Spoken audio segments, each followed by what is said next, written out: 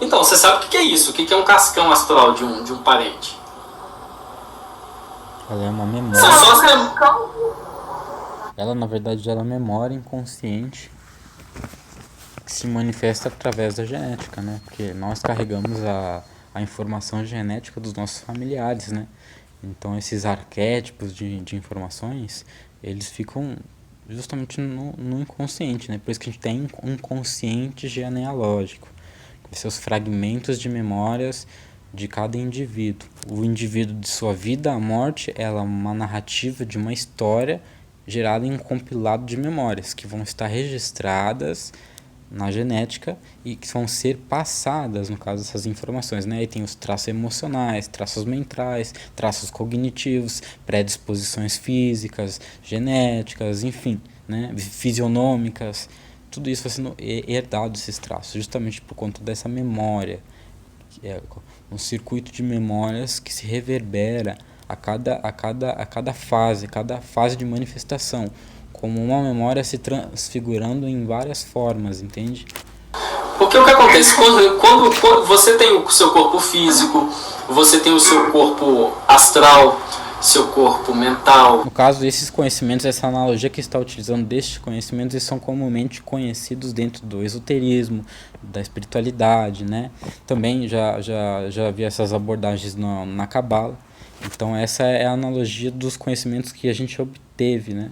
Como acesso para explicar os fenômenos. Seu corpo espiritual, você tem várias constituições mais sutis que agregam várias partes, vários complexos da sua psique. E você vive com esse construto desde quando você nasce até quando você morre. No entanto, quando você... Como uma história com um compilado de memórias, né? Do início ao fim. O indivíduo é essa fase de construção, né? Do início ao fim. perde O fim, na verdade, não é um fim absoluto, né? Ele é uma transformação. A morte é apenas uma transição, vendo dessa ótica, né? Dessa perspectiva. o corpo, né, quando você morre, não, porque na verdade a morte é só uma transição.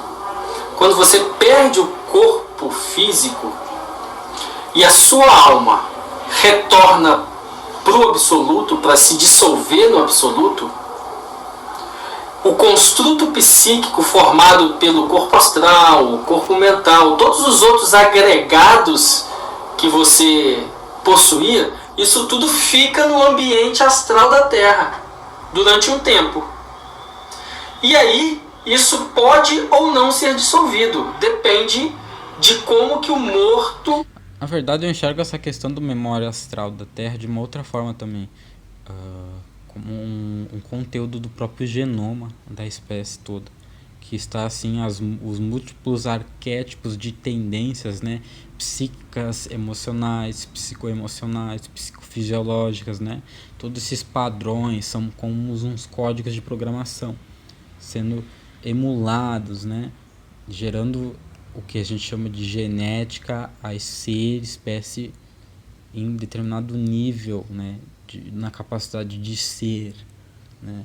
Então essas questões aí elas são como códigos de informações, e a gente vê na realidade ciclos também, por exemplo, dentro do âmbito familiar, ciclos se repetindo, porque na genética, como eu disse, a gente carrega as informações dentro das células, esses padrões, essas tendências que a gente acaba gerando, como o conhecimento da teosofia usa como analogia na linguagem karma familiar, né? Puxar as tendências, né? Uma paraprocedência, né? Nessa vida. Dá para sim, para quebrar o ciclo, né? Porque quanto maior a consciência, maior a capacidade de quebrar os padrões de si mesmo, né? E gerar novos padrões.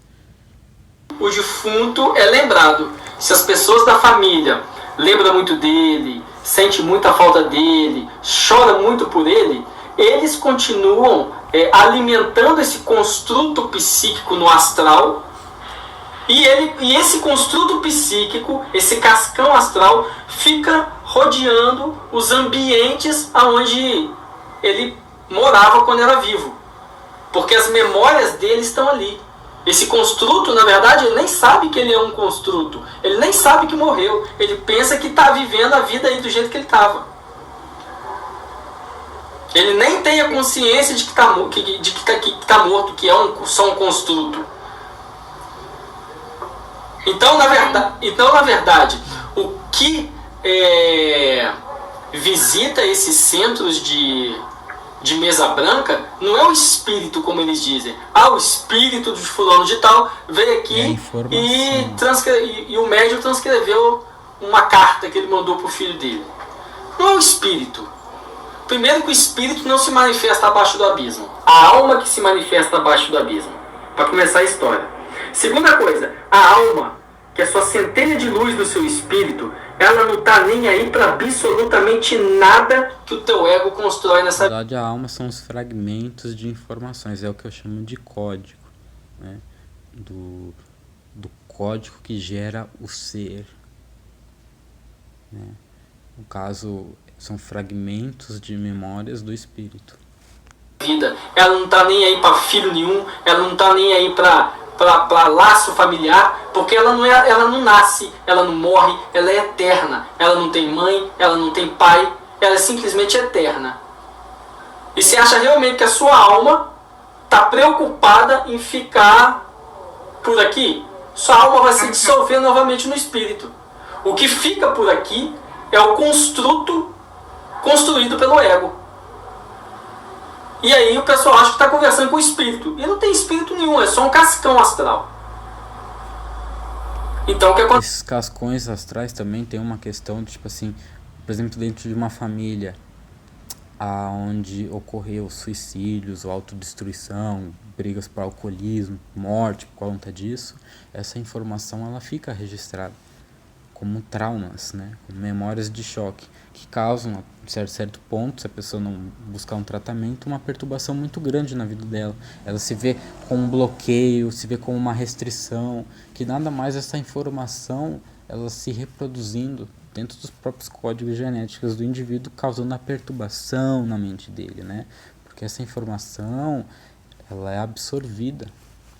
Então, e fica como um trauma, na verdade. Fica com vários traumas. Isso prejudica muito a longo prazo a vida da própria pessoa.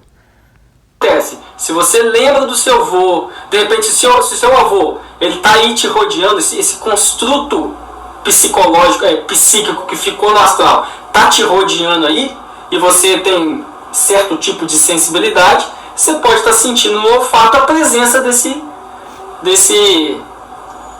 cascão, desse construto.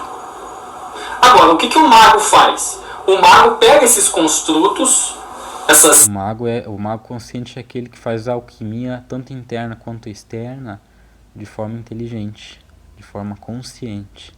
Esse é o mago, o alquimista.